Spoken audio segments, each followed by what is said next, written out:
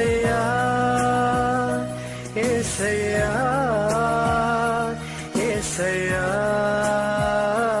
యేసయ్యా యేసయ్యా యేసయ్యా. ప్రియమైన దేవుని సంగమా, క్రీస్తు యేసు పరిశుద్ధ నామంలో మీ అందరికీ శుభములు. ఈ పునరుద్ధాన దినమందు ఉదయకాల ఆరాధనలో మిమ్మల్ందరినీ ప్రేమపూర్వకంగా ఆహ్వానిస్తున్నాము. మీరందరూ ప్రభువును ఆరాధించుటకు సిద్ధంగా ఉన్నారు కదా. మనమందరము ఆయన పరిశుద్ధ సన్నిధిలో ఆయనను ఆరాధించదము. దేవుని నామానికి స్తోత్రములు. మరి ఒకసారి ఈ విధంగా మనం కలుసుకోవడానికి దేవుడు చూపిన కృపను బట్టి ఆయనకు స్తోత్రం అని చెల్లిస్తాం. మనల్ని ఎంతగానో ప్రేమించిన దేవుడే ఉంటున్నాడు, మన కోసమైన ప్రాణం పెట్టిన దేవుడే ఉంటున్నాడు. కాబట్టి ఆయన స్తుతించడం ఎంతో మంచిది, ఆయనను ఘనపరచడం ఎంతో మంచిది. కాబట్టి ముందు ప్రార్థన చేసుకుందాం. మహోన్నతుడా, గొప్ప దేవా, యేసుక్రీస్తు నాయనా నీకు స్తోత్రం అని చెల్లించినాం తండ్రి. స్తోత్రం ప్రభా, స్తోత్రం తండ్రి, స్తోత్రం నైనా.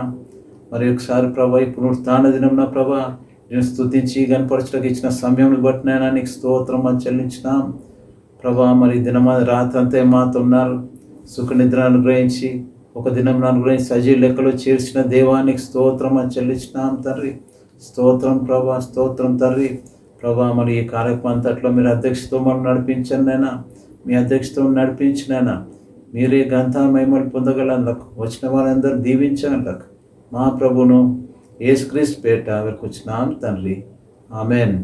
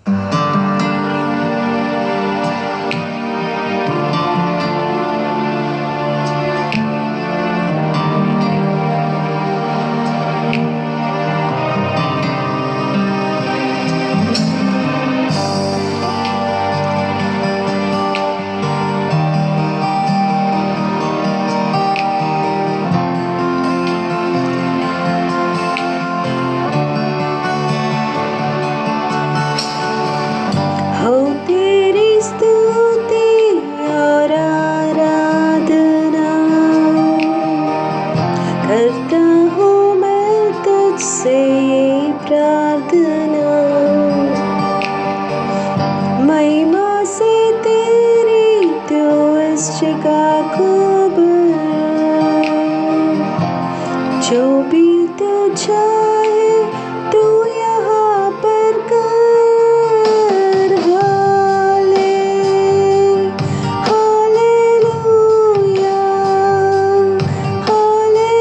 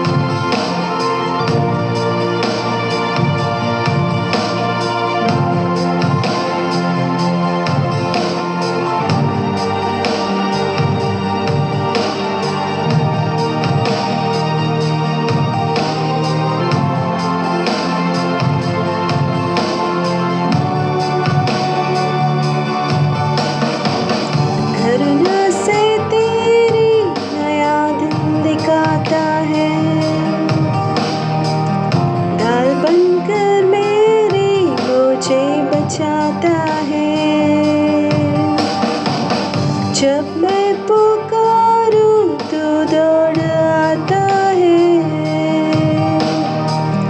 जब मैं गिरूं मुझे उठाता है।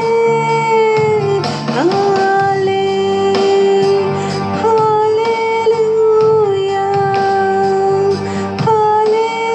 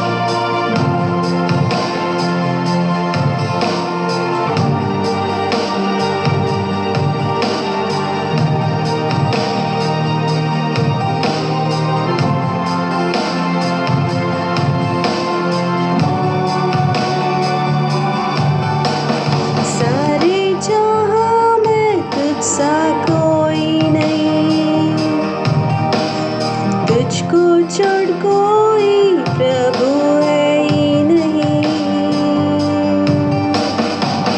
घुटने में टेको बस तेरे सामने, तू है मेरा प्रभु, तू मेरा पिता।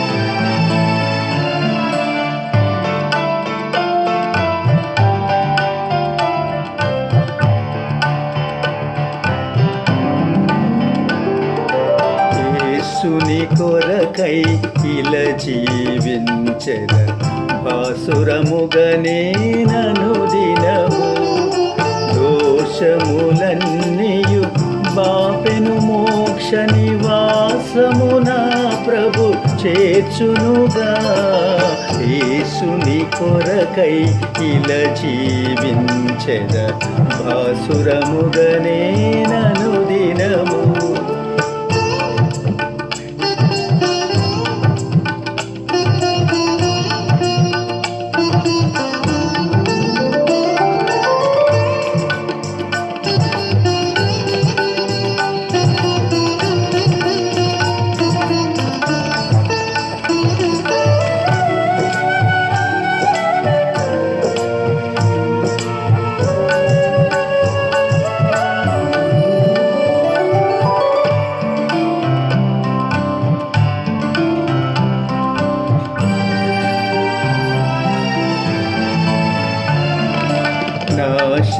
హానికరమగు గుంటలో నుండి మోసకరంబగు యూబి నుండి నాశచెనిలపై కేతెను నన్ను పిశాచి బదంబున తొలగించన్ యేసుని కొరకై ఇలా జీవించెద బాసురముగనే నను దినము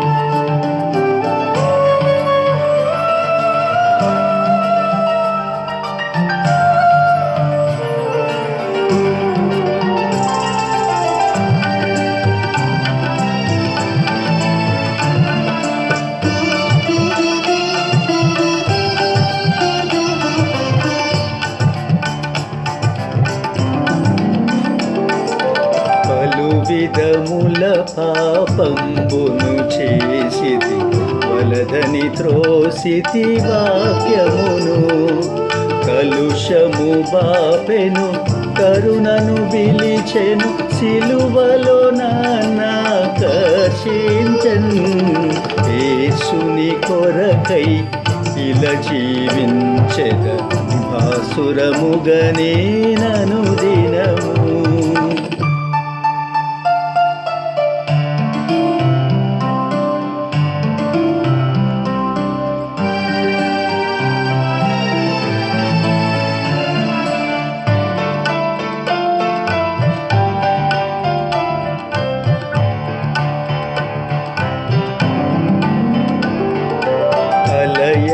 సొలయక సాగిపోదును వెలయగనా ప్రభు మార్గములన్ కలిగెను నెమ్మది కలువరిగిరిలో విలువగు రక్తము చిందించిన ప్రభు యేసుని కొరకై ఇలా జీవించెద భాసురముగనే నను దినము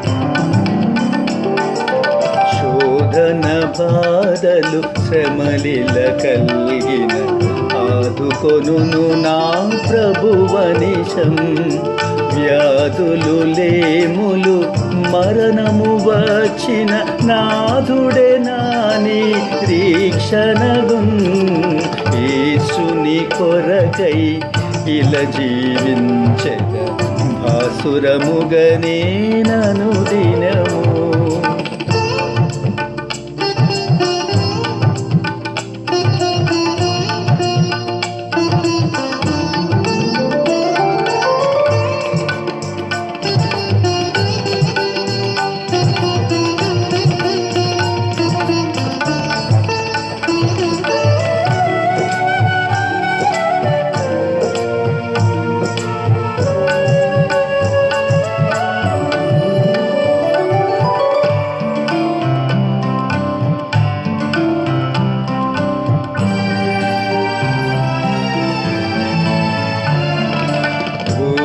విజ్ఞాన సర్వ సంపదలు భూతమయున్నవి ప్రభునందు అద్భుతముగ ప్రభు వన్నియునొసగి దీతును నా బ్రతుకంతటిని యేసుని కొరకై ఇలా జీవించెద భాసురముగనే నను దినము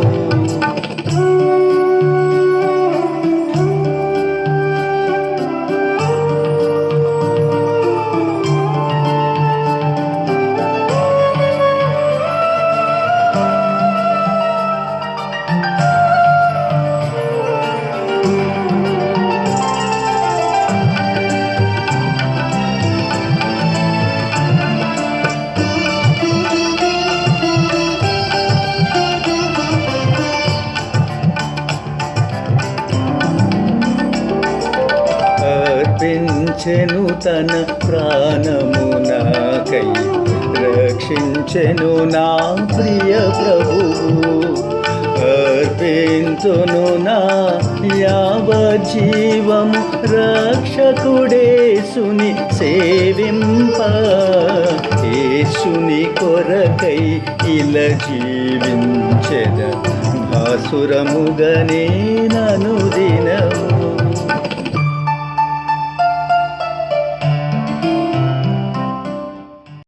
మన సంఘ కాపరి పాస్టర్ జోసెఫ్ డాసన్ గారు దేవుని వర్తమానాన్ని మనకు అందిస్తారు.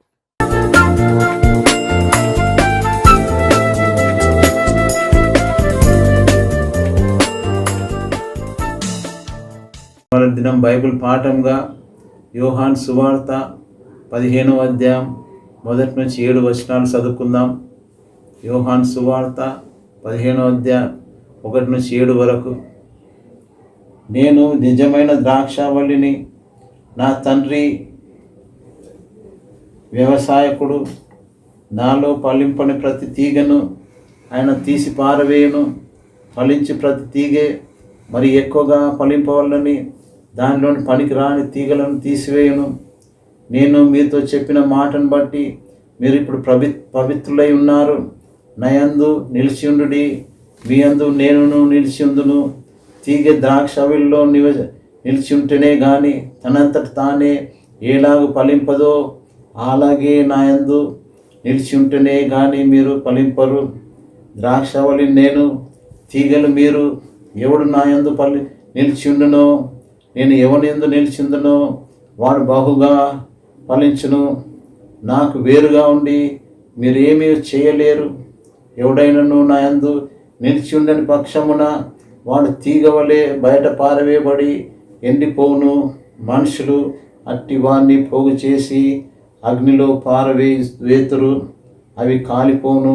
నా యందు మీరును, మీ యందు నా మాట నిలిచి ఉన్నట్లా మీకు ఏది ఇష్టమో అడుగుడి, అది మీకు అనుగ్రహింపబడును. దేవుడి వాక్యం దీవించును గాక. మళ్ళీ ఇప్పుడు మనము మొదట 3వ వచనం చూద్దాం. నేను మీతో చెప్పిన మాటలు బట్టి మీరు ఇప్పుడు పవిత్రులై ఉన్నారు అంటున్నారు. ఇవాళ మన టాపిక్ ఏమంటే పవిత్రపరచబడుట.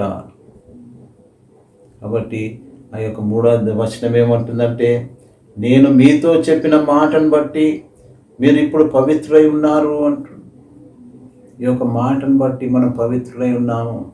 ఏ విధంగా పవిత్రులైతామంటే 2వ వచనం మనం గమనిస్తే, నాలో ఫలింపని ప్రతి తీగను ఆయన తీసి పారవేయును అంటున్నాడు. ఫలించు ప్రతి తీగే మరి ఎక్కువగా ఫలింపవాలని దానిలోని పనికిరాని తీగలను తీసివేయును అంటున్నమాట. అంటే మనం దేవునిలో ఫలించాలనేసి చెప్తా ఉన్నాడు, పవిత్రపరచబడాలని చెప్తా ఉన్నాడు.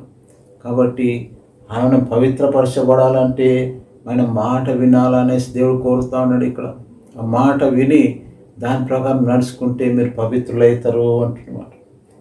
నా మాట నేను మీతో చెప్పిన మాటను బట్టి మీరు ఇప్పుడు పవిత్రులై ఉన్నారు. మనం ఎప్పుడైతే దేవునిలో ఉంటామో, దేవునితో సహవాసం చేస్తుంటామో అప్పుడు దేవుడు మనం పవిత్రపరుస్తుంటాడు అనేసి తెలుసుకోవాలి.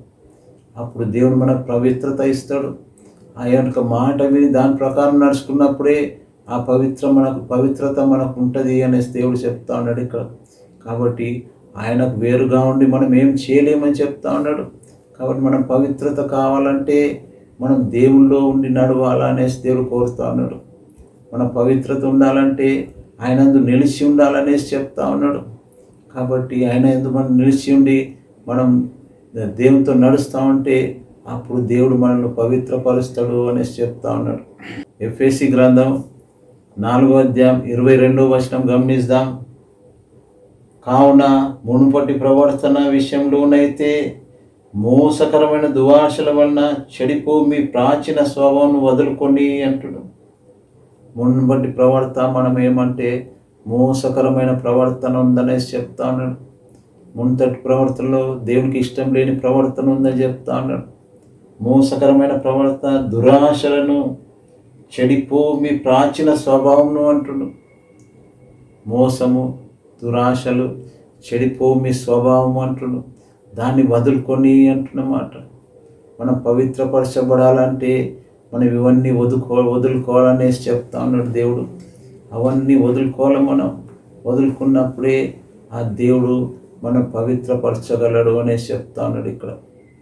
ఆ పవిత్ర దొరకాలంటే మనకు దురాశలు ఉండొద్దు, మోసకరమైన మాటలు ఉండొద్దు, చెడిపో స్వభావం మనకు ఉండొద్దు అనేసి చెప్తా ఉన్నాడు. కాబట్టి అటువంటి స్వభావం మనలో వదులుకోవాలనేసి దేవుడు చెప్తా ఉన్నాడు. ఆ వదులుకున్నప్పుడే ఆ దేవుడు మనల్ని ఆ విధంగా దీవించగలడు, పవిత్రపరచగలడు అనేసి చెప్తా ఉన్నాడు. కాబట్టి అటువంటి కృప దేవుడు ఇవ్వాలనేసి మనం కోరుకుందాం. మనలో పాత స్వభావం అంతా తీసేసుకుందాం. మనలో పాత స్వభావం లేకుండా మనం నూతన స్వభావంలో జీవించాలని కోరుకుందాం. అదే 23వ వచనం గమనిస్తే, మీ చిత్తవృత్తి యందు నూతన పరచబడిన వారై అంటుడు.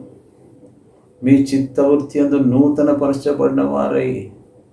ఎప్పుడైతే మనం పాత వదులుకుంటామో అప్పుడు మన చిత్తంలో నూతన పరుస్తాడు అనేసి దేవుడు చెప్తా ఉన్నాడు. నూతన పరిచి మనం పవిత్ర పరుస్తాడు అనేసి తెలుసుకోవాలి. నూతన పరుస్తాడు మనల్ని. నూతన పరిచి ఆ యొక్క నూతన స్వభావం మనకు దయచేయగలడు. కాబట్టి అటువంటి స్వభావం మనకు కావాలంటే మన పాతని విడిచిపెట్టాలి. మోసకరమైంది, దురాశలు, చెడిపో స్వభావాన్ని మనం విడిచిపెట్టి మనం దేవునితో నూతన స్వభావం పొందాలనేసి దేవుడు చెప్తా ఉన్నాడు ఇక్కడ. అదే యెషయా గ్రంథం 1వ అధ్యాయం 16వ వచనం చూస్తే, యెషయా గ్రంథం 1వ అధ్యాయం 16వ వచనం, మిమ్మును కడుక్కొనుడి, శుద్ధి చేసుకొనుడి, మీ దుష్క్రియలు నాకు కనబడకుండా వాటిని తొలగింపుడి అంటుడు. మిమ్మల్ని కనుక్కొనుడి అంటున్నాడు, శుద్ధి చేసుకొనుడి అంటుడు. మనల్ని మనం కడుక్కోవాలి. మనల్ని కడుక్కోవాలంటే నీటితో కడుక్కుంటే మన పాపములు పోవు. శుద్ధి చేసుకోవాలంటే మన పాపములు పోవు. యేసుక్రీస్తు రక్తం వల్లనే మనకు పాపములు తుడిచివేయబడతాయి అని తెలుసుకోవాలి. యేసుక్రీస్తు రక్తమే మనల్ని శుద్ధి చేయగలదు, కడగగలదు. మీ దుష్క్రియలు నాకు కనపడకుండా వాటిని తొలగింపుడి అంటుడు. మన క్రియలు మంచి క్రియలు ఉండాలనేసి దేవుడు చెప్తా ఉన్నాడు ఇక్కడ. మంచి క్రియలు కావాలా మనకు. దుష్క్రియలు ఉండొద్దు మనలో. దుష్క్రియలు ఉంటే దేవునికి నచ్చనివి అన్నమాట. కాబట్టి ఆ దుష్క్రియలను కనపడకుండా వాటిని తొలగింపుడి అంటుడు. ఆయన కనబడొద్దు అంటుడు. ఆయన కనబడతాయి ఎప్పటికీ. మనం ఏ పని చేసినా కనబడతాయి. కాబట్టి అవి కనపడకుండాలంటే ఆ దేవుడు ఏమంటున్నట్టే, మీరు అవన్నీ నాకు కనపడకుండా చేయండి అంటున్నాం. నాకు కనపడకుండా వాటిని తొలగింపుడి అంటున్నాడు. కాబట్టి ఆయన కనపడవద్దంటే ఆయన రక్తం ద్వారా మనం కడగబడ్డప్పుడే అవి ఆయనకు కనబడాయి, లేకుండా ఆయన కనబడతాయి అని తెలుసుకోవాలి. కాబట్టి ఆయన కనబడకుండాలంటే ఆయన రక్తంలో కడగబడాలి. అందుకేమన్నా మిమ్మును కడుక్కొనుడి, శుద్ధి చేసుకొనుడి అంటున్నాడు. మనం కడుక్కోవాలంటే ఆయన రక్తంలోనే కడగబడాలి. మనం శుద్ధి కావాలంటే మనం ఆయన రక్తంలోనే శుద్ధి చేసుకోవాలా. దుష్క్రియలు కనబడకుండాలంటే ఆయన రక్తంలో కనబడ్డప్పుడే ఆ యొక్క ఇవన్నీ కనబడాయి అనేసి దేవుడు ఇక్కడ మనకి చెప్తా ఉన్నాడు. కాబట్టి దాని ద్వారానే మనం కడుక్కొని శుద్ధి కాగలం, లేకుంటే కాలేము అనేసి దేవుడు ఇక్కడ మనకి చెప్తా ఉన్నాడు. అదే ఇర్మియా గ్రంథం 4వ అధ్యాయం 14వ వచనం చూద్దాం. ఇర్మియా గ్రంథం 4వ అధ్యాయం 14వ వచనం, యెరూషలేమా, నీవు రక్షింపబడినట్లు నీ హృదయంలో నుండి చెడుతనము కడిగి వేసుకొనుము. ఎన్నాళ్ళ వరకు నీ దుష్టాభిప్రాయములు నీకు కలిగి ఉండును అంటున్నాను. యెరూషలేమా అంటే పట్టణం, కానీ పట్టణంలో ఉండేవారంతా మనుషులే. అక్కడ ఆ మనుషులతో చెప్తా ఉన్నాడు, ఎన్నాళ్ళు నీ హృదయంలో ఇవన్నీ ఉంటాయి అంటుండు. నీ హృదయంలో చెడుతనం కడిగి వేసుకున్నాము అంటుండు. నీ హృదయంలో కడిగి వేసుకుంటుండు. ఎన్నాళ్ళ వరకు నీ దుష్టాభిప్రాయం నీకు కలిగి ఉండును అంటుండు. ఎన్నాళ్ళు ఇంకా దుష్టాభిప్రాయంతో ఉంటావు అంటే మనతో కూడా మాట్లాడుతూ ఉన్నాడు దేవుడు ఇక్కడ. మనతో కూడా ఏం చెప్తున్నట్టే, నీవు రక్షింపబడినట్లు నీ హృదయంలో నుండి చెడుతనం కడిగి వేసుకొనము అంటుంది. రక్షింపబడాల మనం అనుకుంటాం రక్షింపబడ్డాము అనేసి, కానీ మనం ఆ రక్షణలో మనము ఏ విధంగా సాగుతున్నామో మనం తెలుసుకోవాలి. ఏ విధంగా మనం దేవునితో నడుస్తున్నామో తెలుసుకోవాలి. ఎంతోమంది రక్షణ ఉందనేసి వాళ్ళు దేవునికి వ్యతిరేకమైన పనులు చేస్తూ ఉంటారు. వ్యతిరేకమైన పనులు చేసినప్పుడు ఆ యొక్క దేవుడు ఏమంటుంటే కడుకొను అంటున్నమాట. మనం రక్షింపబడ్డామనేసి మనం ఇష్టం వచ్చిన రీతిగా మనం బ్రతకలేం. దేవునికి చిత్త ప్రకారం నడుచుకోవాలని దేవుని వాక్యం చెప్తా ఉన్నది. కాబట్టి ఎన్నాళ్ళ వరకు మీరు దుష్టాభిప్రాయం కలిగి దుష్టాభిప్రాయం నీకు కలిగి ఉండును అంటుండు. కాబట్టి మనం రక్షింపబడ్డామని మనము అతిశయపడొద్దు అంటుండు. అతిశయపడొద్దు. నువ్వు రక్షింపబడి నీ రక్షణ కాపాడుకోవాలంటే ఎప్పటికీ దేవునితో నీ యొక్క సత్సంబంధం కలిగి ఉండాలనేసి దేవుడు ఇక్కడ చెప్తా ఉన్నాడు. కాబట్టి అటువంటి దేవుడు మనకు ఏం చెప్తున్నాడు, ఎన్నాళ్ళ వరకు నువ్వు ఈ విధంగా ఉంటావు అంటున్నాడు. కాబట్టి నీలో ఏదైనా చెడు ఉంటే అది తీసివేసుకోవాలా అంటున్నాడు.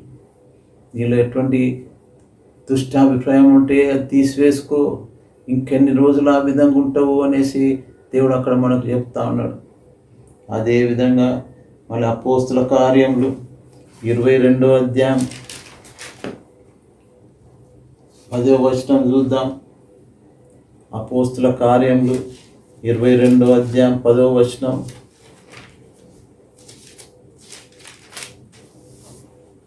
అప్పుడు నేను ప్రభువా నేనేమి చేయవాలని అడగగా, ప్రభువు నీవు లేచి దమస్కులోకి వెళ్ళుము, అక్కడ నీవు చేయుటకు నియమింపబడినవన్నీ నీకు చెప్పబడినని నాతో అనెను అంటున్నాడు.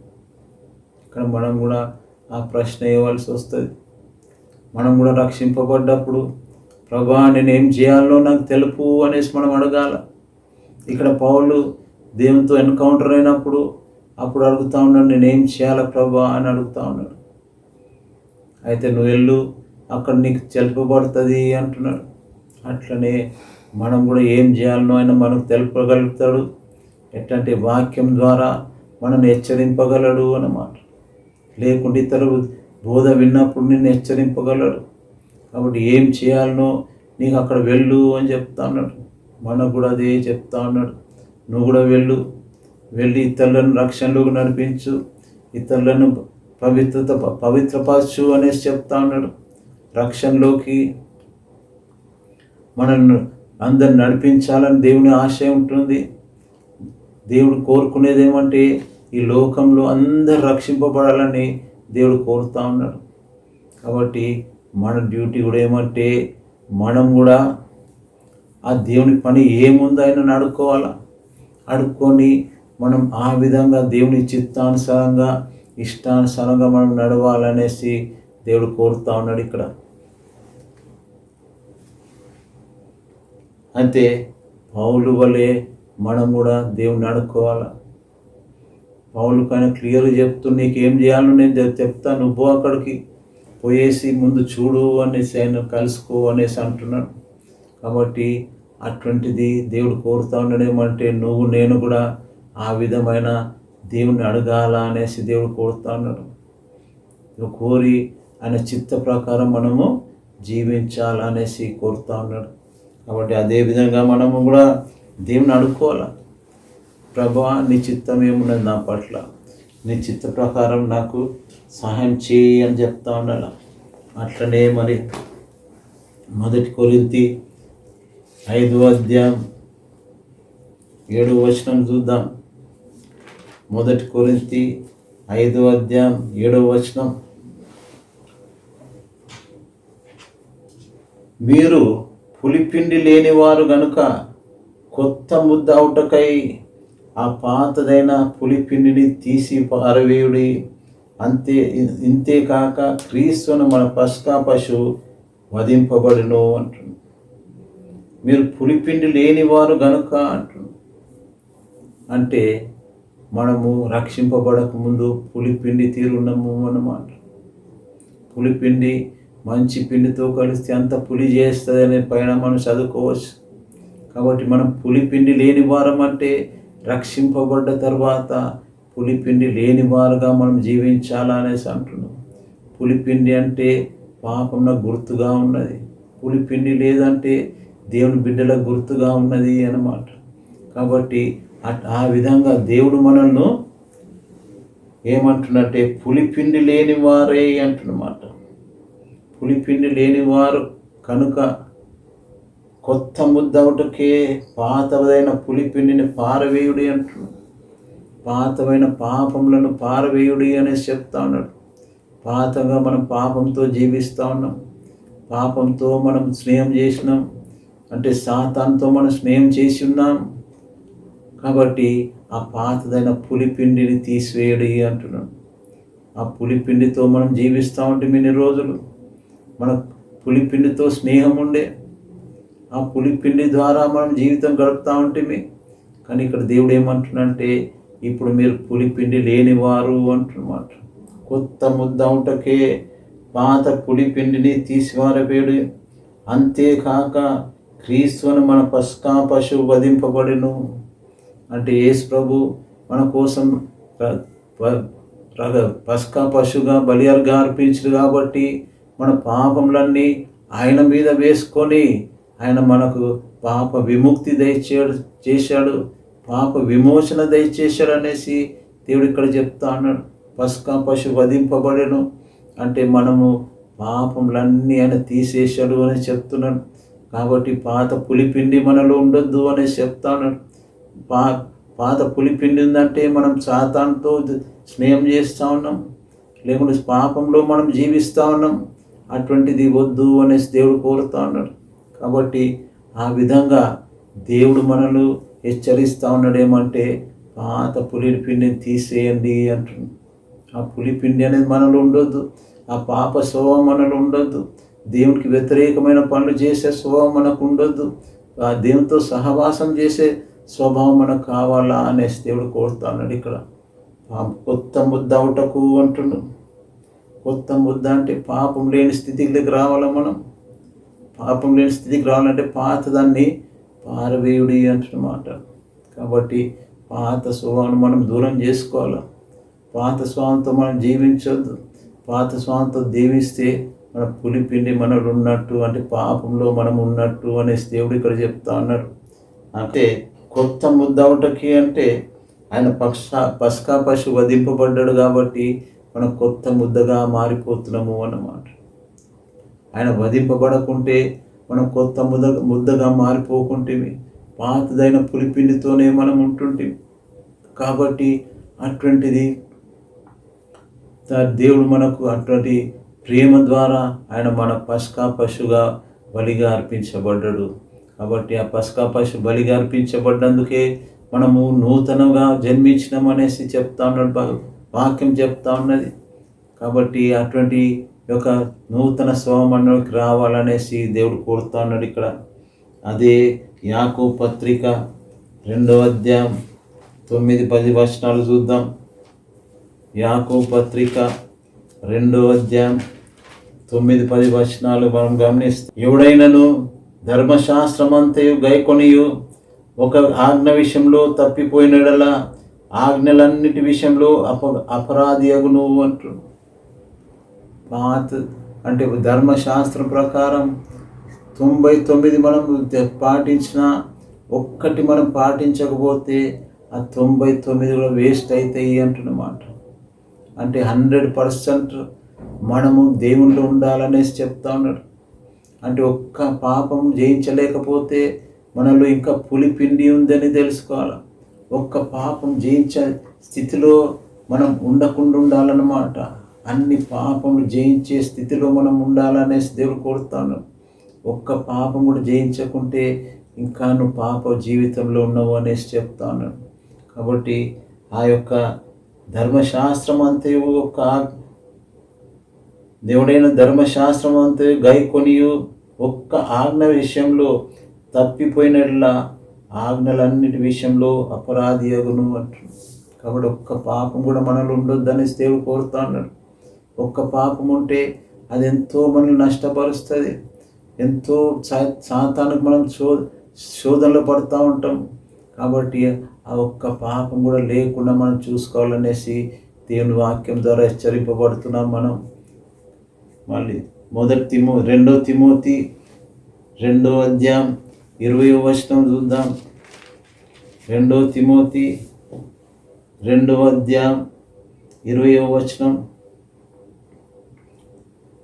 గొప్ప ఇంటిలో వెండి పాత్రలను బంగారు పాత్రలను మాత్రమే కాక కర్రవియు మంటివి కూడా ఉండును. వాటిలో కొన్ని ఘనతకును కొన్ని ఘనహీనతకును వినియోగింపబడును అంటున్నాడు. అంటే మనకు బంగారము, వెండి, కర్ర, మట్టితో చేసిన పాత్రలు ఉన్నప్పుడు అవన్నిటినీ కొన్ని ఘనతకు పనికి వస్తాయి అంటున్నాడు. ఒకవేళ మనం ఎక్కడైనా విందుకు వెళ్తే బంగారు ప్లేట్లు ఉన్నాయి అనుకోండి, వెండి ప్లేట్లు ఉన్నాయి, మిగతా కర్ర ప్లేట్లు ఉన్నాయి, మట్టితో ఉన్నాయి అనుకోండి, అందరూ బంగారు ప్లేట్లు వెండి ప్లేట్లలో తినాలని ప్రయత్నం చేస్తూ ఉంటారు. అంటే దాని విలువ అంత ఉన్నది అన్నమాట. అంటే మనలో కూడా అటువంటి డిఫరెన్స్ ఉంటుండొచ్చు అనేసి నేను అనుకుంటున్నా. అటువంటి డిఫరెన్స్ రావచ్చు. అంటే కొందరు అంతగా ఎదిగింపబడ్డవారు ఉన్నారు, కొందరు కొంచెం తక్కువ ఎదిగింపబడ్డవారు ఉన్నారు, కొందరు ఇంకా తక్కువ ఎదిగింపబడ్డవారు అనేసి నేను అనుకుంటున్నాను ఇక్కడ. ఎందుకంటే బంగారంకు విలువ చాలా ఉన్నది. అట్లనే దేవుని పిల్లలు ఆ విధంగా ఎదిగితే బంగారంకున్న విలువ దేవుని పిల్లలకు కూడా ఉంటుంది అనేసి దేవుడు ఇక్కడ చెప్తా ఉన్నాడు. ఆ దేవుడు ఆ యొక్క విలువను మనకు ఇవ్వబోతున్నాడు అనేసి చెప్పుకుందాం మనం. ఒకవేళ పౌలు భక్తుని వలె మనం ఎదగగలమా? ఆయన బంగారం ప్లేట్ అనుకుంటే మనము కర్రతో చేసిన ప్లేటుగా ఉండిపోతాం మనం. అంటే ఆ విధమైన ఎదుగుదల, ఆత్మీయత మనకు కావాలనేసి దేవుడు ఇక్కడ కోరుతా ఉన్నాడు. ఆ విధమైన ఎదుగుదల మనం లేకుంటే మనము మట్టి పాత్రగా మిగిలిపోతాము అన్నమాట. కాబట్టి అదేమన్నాడు, వెండి పాత్రలను బంగారు పాత్రలు మాత్రమే గాక కర్రవి వంటివి కూడా ఉండును. వాటిలో కొన్ని ఘనతకును కొన్ని ఘనహీతకు వినియోగింపబడును అంటున్నాడు. కాబట్టి ఆ విధంగా దేవుడు మనల్ని ఘనపరచబడిపోతాడు అన్నమాట. ఘనపరుస్తాడు మనల్ని. ఘనపరిచినప్పుడు మన పరిస్థితి ఏ విధంగా ఉన్నది, మనం ఎంత దేవుని కోసం ఎంతగా మనం ప్రయాసపడ్డాం, మనం దేవుని కోసం ఎన్ని ఆత్మలను మనం తీసుకొచ్చినామో అక్కడ మనకు తెలుస్తుంది అనేసి దేవుడు చెప్తా ఉన్నాడు ఇక్కడ. మనము మన జీవితం అంతయు మన ఇష్టానుసారంగా మనం జీవిస్తున్నామేమో, లేకుంటే దేవుని ఆత్మల కోసం మనం ప్రయాసపడుతున్నామో, లేకుంటే దేవుని సేవ చేయడానికి మనం ఆశపడుతున్నామో, మళ్ళీ ఏదో ఒకటి నువ్వే తెలుసుకోవాలా, ఎవరికి వారే తెలుసుకోవాలా. నీలో దేవుడు ఎటువంటి క్రియ చేస్తూ ఉన్నాడు, నువ్వు దేవునికి ఎంతగా ఉపయోగపడుతున్నావు, లేకుంటే నువ్వు దేవుడు ఎంతగా ఎదిగినవు అనేసి నీకు నువ్వే పరీక్ష చేసుకోవాలి. నీ యొక్క ఎదుగుదల ఎంతగా ఉన్నది, దేవుని దృష్టిలో నీ ఎదుగుదల ఏ విధంగా ఉన్నదో నువ్వే తెలుసుకోవాలా అనేసి దేవుడు చెప్తా ఉన్నాడు ఇక్కడ. నువ్వు బంగారంతో పోల్చబడతావా, వెండితో పోల్చబడతావా, కర్రతో పోల్చబడతావా, మట్టితో పోల్చబడతావా? నేను రక్షింపబడ్డా అని మట్టితో పోల్చబడితే ఎంత దౌర్భాగ్య స్థితి అన్నట్టు మాట. అంటే నీలో ఎదుగుదల లేదు. ఎదుగుదల కావాలా? రక్షింపబడిన వారు తప్పక ఎదుగుదల కావాలి. వాళ్ళు ఎదుగుదల ఉన్నప్పుడే ఆ యొక్క దేవుడు ఆ విధంగా మనం దీవించగలడు అనేసి చెప్తాను. ఎదుగుదల ఎంతో అవసరం ఉన్నది.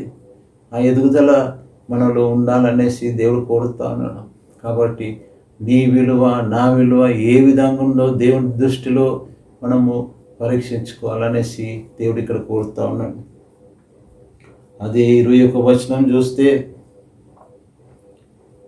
తన్ను తాను పవిత్రపరుచుకునేలా వాడు పరిశుద్ధపరచబడి యజమానుడు వాడు కొంటకు అర్హమైన ప్రతి సత్కార్యమునకు సిద్ధపరచబడి ఘనత నిమిత్తమైన పాత్ర ఉండును అంటున్నాడు.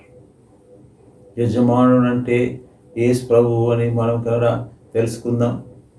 యేసు ప్రభు మనం కొనాలంటే మనం ఎంత పవిత్రంగా ఉన్నామో అనేసి చెప్తాను ఇక్కడ.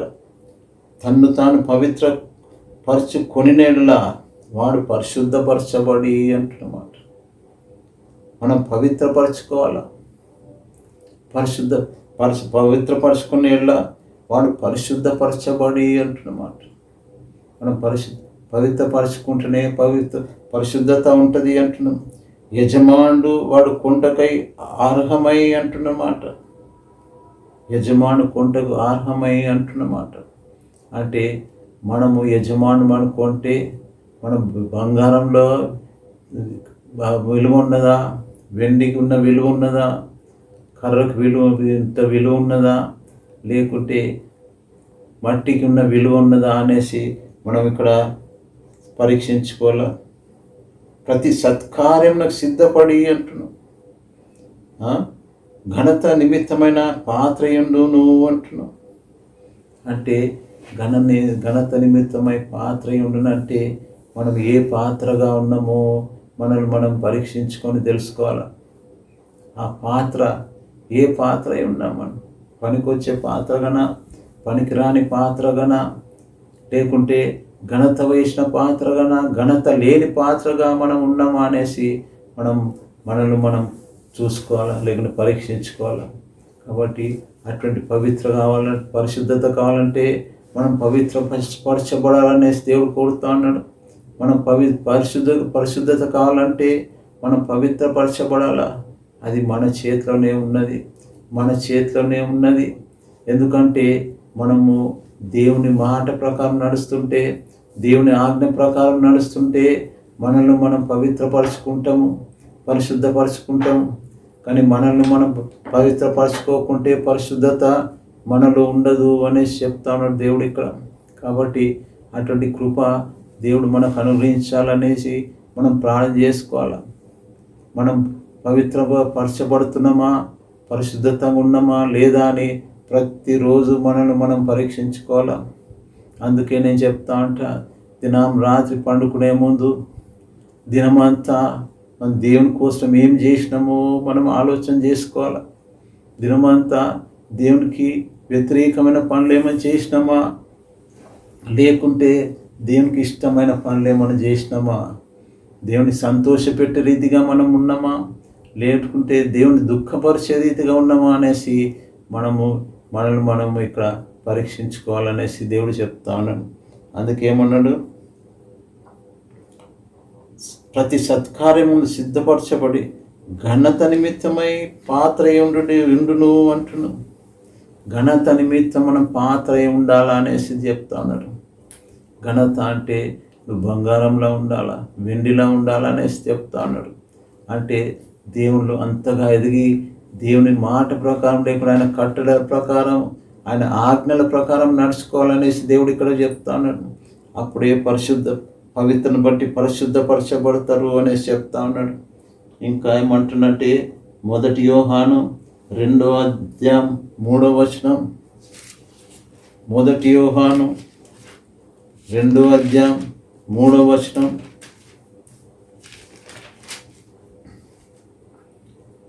మరియు మనం ఆయన ఆజ్ఞలు గైకొనినెల్లా దీనివల్లనే ఆయనను ఎరిగి ఉన్నామని తెలుసుకుందుము అంటున్నాడు. ఆయన ఆజ్ఞలు గైకొనినెల్లా అంటున్నాడు. ఆజ్ఞలు గైకొంటే దీనివల్లనే ఆయనలో మనం ఉన్నామనేసి తెలుసుకుంటాము అంటున్నమాట.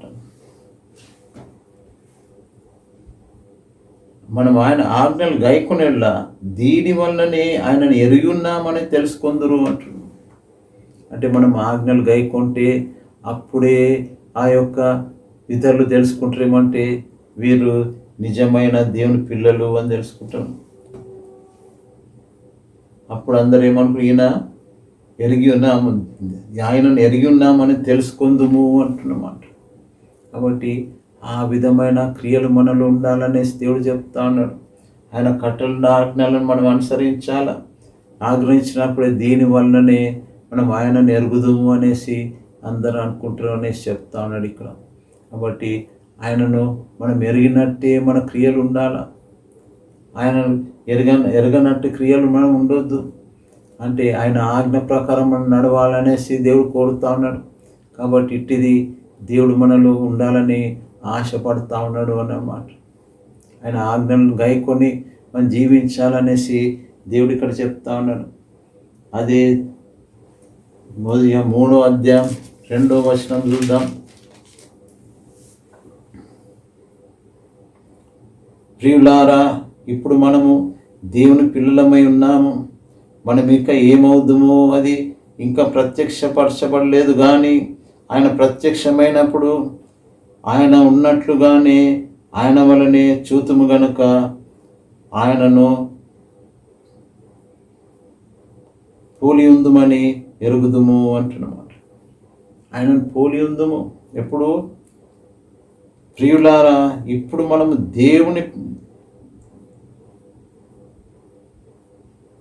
దేవుని పిల్లలమై ఉన్నాము. ఇప్పుడు మనము దేవుని పిల్లలము. ఎప్పుడు? ఆయన కట్టలను ఆజ్ఞలను మనం అనుసరించి నడిస్తే మనం దేవుని పిల్లమై ఉన్నాము అంటున్నాం. మనం మీకు ఏమవుదామో అది ఇంకా ప్రత్యక్షపరచబడలేదు కానీ అంటున్నాం. అంటే ఇంకా మనం రాబో దినాల్లో మనం ఏమవుతామో, లేకుండా ఈ లోకం విడిచినాక మనం ఏమవుతామో ఇంకా మనం ప్రత్యక్షపరచబడలేదు అంటున్నాం. ఇంకా కానీ ఆయన ప్రత్యక్షమైనప్పుడు ఆయన అన్నట్లుగానే ఆయన చూతం గనుక ఆయనను పోలి ఉందుము అని ఎరుగుదుము అంటున్నమాట.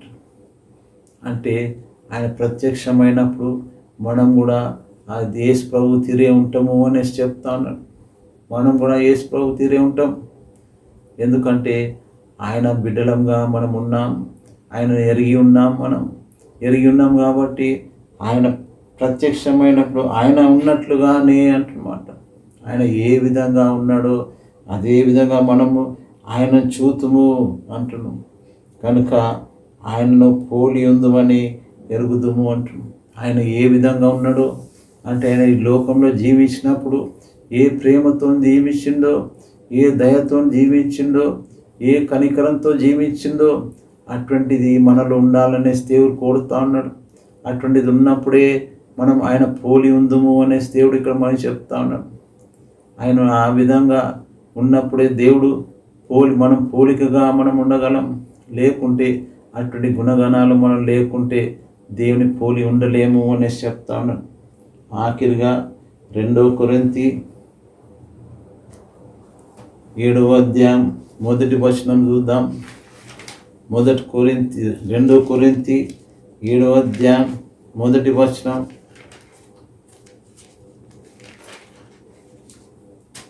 ప్రియులారా, మనకు ఈ వాగ్దానం కలిగి ఉన్నవి గనుక దేవుని భయంతో పరిశుద్ధతను సంపూర్తి చేసుకొనుచు శరీరమునకు ఆత్మకును కలిగిన సమస్త కల్మషము నుండి మనలను పవిత్రులుగా చేసుకుందాము అంటున్నాం. మనం పవిత్రంగా చేసుకుందాం. ఎట్లా? మనకు ప్రియులారా, మనకు ఈ వాగ్దానము కలిగి ఉన్నది కనుక. ఏ వాగ్దానము? మనం యేసు ప్రభువును పోలి ఉందుము అనేసి ఆ వాగ్దానం మనకున్నది. కాబట్టి ఆ వాగ్దానం కలిగిన కనుక దేవుని భయముతో అంటున్నాం పరిశుద్ధతను సంపూర్తి చేసుకొనొచ్చు. ఆయన భయంతో పరిశుద్ధతను పూర్తి చేసుకోవాలా. అంటే దినదినము మనము పూర్తిగా మన జీవితంలో మార్పు రావాలనేసి దేవుడు కోరుతాడు. మన జీవితంలో దేవుని భయంతో మనం బ్రతకాలంటున్నాడు. ఏమంటే నేను ఏ తప్పు పని చేసినా దేవుడు నన్ను చూస్తుండనే భయం మనం కావాలా. అటువంటి భయం ఉన్నప్పుడే ఆ దేవుడు మనల్ని పరిశుద్ధతలోకి నడిపించగలడు అన్నమాట. అంటే పరిశుద్ధతను సంపూర్తి చేసుకొనొచ్చు శరీరమునకును ఆత్మకును కలిగిన సమస్త కల్మషం నుండి మనల్ని పవిత్రులుగా చేసుకుందాము అంటున్నాం. అంటే ఎప్పుడైతే ఆ దేవుని భయంలో మనం బ్రతుకుంటామో, దేవుడు నన్ను చూస్తున్నాడని అనుకుంటామో, కాబట్టి మనం పాపంలో పడకుండా ఏమవుతామంటే శరీరమునకును ఆత్మకును కలిగిన సమస్త కల్మషం నుండి అంటున్నాం. శరీరానికి ఆత్మకు కలిగిన సమస్త కల్మషము అంటున్నమాట. కాబట్టి ఆ సమస్త కల్మషం నుండి మనలో పవిత్రులుగా చేసుకుందాము. అంటే ఆత్మ మనలో ఉన్నప్పుడు ఆత్మ కూడా కల్మషం రాకుండా మనం చూసుకోవాలి. శరీరానికి కల్మషం రాకుండా చూసుకోవాలా. మనము పవిత్రతలుగా మనము సమస్త కల్మషం నుండి మనం పవిత్రులుగా చేసుకోవాలనేసి దేవుడు చెప్తాను. కాబట్టి దేవుడు అట్టి కృప మనకు కలిగించాలని, పవిత్రపరచబడకు మనం ప్రయాసపడాలని దేవుడు కోరుతా ఉన్నాడు. మళ్ళీ ఇన్ని రెఫరెన్స్తో మనం వాక్యం విన్నాం. ఆ విన్నది దాని ప్రకారం మనం చేయుటకు మనకు ఆ యొక్క దేవుడు అట్టి కృప అనుగ్రహించాలని దేవుని కోరుతా ఉన్నాం. కాబట్టి మనము పవిత్రపరచబడటకు, పరిశుద్ధపరచబడటకు ప్రయాసపడాలని దేవుడు కోరుతా ఉన్నాం. కాబట్టి దేవుడు అట్టి భాగ్యము మనకు అనుగ్రహించును గాక. ఆమెన్.